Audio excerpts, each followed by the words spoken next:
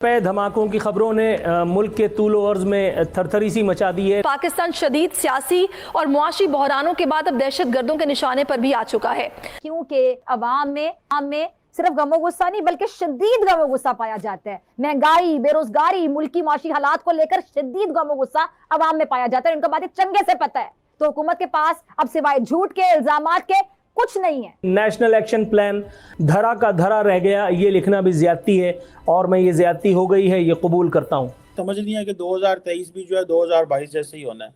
नहीं सर, बेहतरी कोई नहीं, मुझे तो कम से कम बेहतरी कोई आती हुई दिखाई नहीं दे रही है। इकोनॉमी पे ये कोई काम कर रहे नहीं है। इस किस्म के अगर ब्लास्ट होते रहे, यहाँ तक कि अमेरिकन एम्बेसी ने अपने जो स्टाफ है उनको कह दिया है कि जी मैरियट होटल ना जाएं, और इस किस्म का अगर माहौल रहेगा तो फिर यहाँ पे इन्वेस्टमेंट कौन करेगा? कोई भी नहीं करेगा, कोई भी नहीं आएगा। एक और तरह का माहौल और एक और तरह की, जिसे कहते हैं, पाकिस्तान के बारे में बात शुरू हो जाएगी। दहशतगर्द बलोचिस्तान और खैबर पख्तूनख्वा के बाद अब इस्लामाबाद जा पहुंचे हैं। कोयटा, कोहलू, खुजदार, तुरबत, कल्लात में दहशतगर्दी के मुख्तलिफ वाकयात में पाक फौज के कैप्टन समेत 6 जवान शहीद हो गए, जबकि 23 अफराद जख्मी हो चुके हैं। बलोचिस्तान में एक रोज के दौरान मुख्तलिफ दहशतगर्दी के अफसोसनाक वाकयात को देखकर ऐसा महसूस हो रहा है कि दहशतगर्द दोबारा मुनज़्ज़म होकर मुल्क का अमन व अमान बर्बाद करने वापस आ गए हैं। पूरी कौम इस वक्त शदीद कर्ब में मुब्तला है, जबकि हमारे हुक्मरानों की सारी तवज्जो इमरान खान को सियासत से माइनस करने, पंजाब का इक़्तिदार हासिल करने और अपने करप्शन केसेस को ख़त्म करने तक महदूद है। क्या हुकूमत मुल्क में मौजूद शदीद मुआशी और सियासी बहरानों के साथ साथ दहशतगर्दी की बढ़ती हुई लहर को काबू कर पाएगी? ये सवाल सभी के जहन में है। अगर इलेक्शन अप्रैल मई में ना हुए तो क्या पाकिस्तान के मुआशी हालात मजीद खराब हो जाएंगे? हुकूमत अपनी अना और जिद की खातिर क्या पूरे मुल्क की सलामती को जानबूझकर दाव पर लगा रही है? ये वो सारे सवालात हैं जो कि इस वक्त तमाम के जहनों में हैं और लोग परेशान हैं कि मईशत हमारी डोल रही है, दहशतगर्दी बढ़ती जा रही है, आखिर संभाला कौन देगा? और जिसका कि सिर्फ और सिर्फ नुकसान है।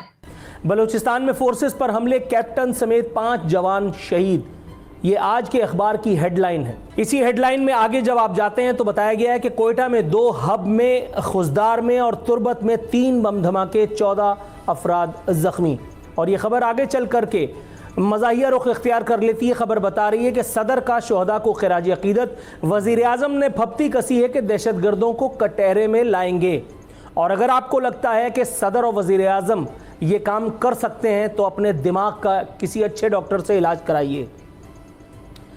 वो 5 जवान जो शहीद हुए, मातम सिर्फ उनके घर में बपा है। वज़ीर आज़म का ये कहना कतई सरासर झूठ है कि कौम इनके गम में बराबर की शरीक है। कौम को कख परवाह नहीं, कौम आज भी बटी हुई है। किसी को हकीकी आज़ादी चाहिए, कोई जो है कल 27 दिसंबर की बरसी मनाने के लिए तड़प रहा है। कौम को किसी बात की कोई परवाह नहीं।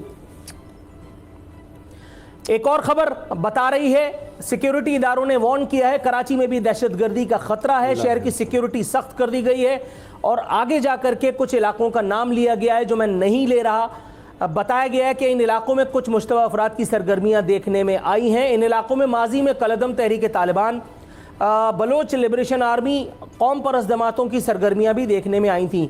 ज़राए ने बताया कि चूंकि शहर के अंदर आने वाले रास्तों पर कोई ठोस सिक्योरिटी इक़दाम नहीं है, जिसके बाद शहर में असलहा और गोला बारूद की तरसील भी जारी रहती है। इसलिए खबर में जो नहीं लिखा वो मैं बताता हूँ। इसलिए अगर कहीं कराची में कोई और कांड हो जाए तो जहन में रखिएगा कि वज़ीर आला के और सिंध हुकूमत के दिल शोहदा के साथ धड़कते हैं।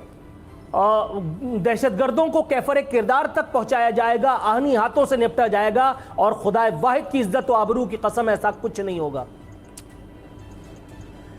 एक और खबर इसी हवाले से बता रही है, इस्लामाबाद में खुदकुश धमाका, एक पुलिस एहलकार शहीद, 3 जख्मी। धमाके में हेड कांस्टेबल अदील हुसैन शहीद हुए। धमाका 18 किलो बारूदी मवाद इस्तेमाल करके किया गया और उस पर हमारे कागज़ के वज़ीर आज़म कह रहे थे कि रियासत की रिट कायम की जाएगी, दहशतगर्दों का गठजोड़ तोड़ देंगे। गोया आप इतने ही टर्मिनेटर और हरक्यूलेस हैं। कुछ आपसे पहले वाले ने कर दिया जो अब हकीकी आज़ादी के तालिब हैं, और कुछ आप कर देंगे।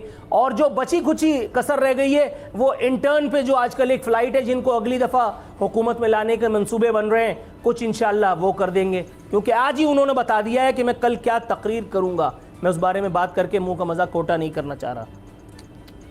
एक खबर और बता रही है, DI खान में भी सिक्योरिटी फोर्सेस से मुकाबला। खैर की खबर यह कि एक दहशतगर्द कमबख्त बदबख्त मारा फिर फिन्नार जहन्नम। एक और खबर बता रही है पेशावर केपीके में डिप्टी स्पीकर केपीके असेंबली पर एक तकरीब के दौरान फायरिंग हुई। उनके गार्ड्स की जवाबी फायरिंग से जानी नुकसान नहीं हुआ और वो बच गए, इसलिए यहां पर इजहार ताज़ियत किसी का मौजूद नहीं था। एक और खबर बता रही है बन्नू ऑपरेशन में शदीद जख्मी सिपाही हलीम 29 साला शहीद हो गया। जमहूरियत के चाचे और मामे अपनी अपनी फप्तियां कसने में लगे हुए हैं।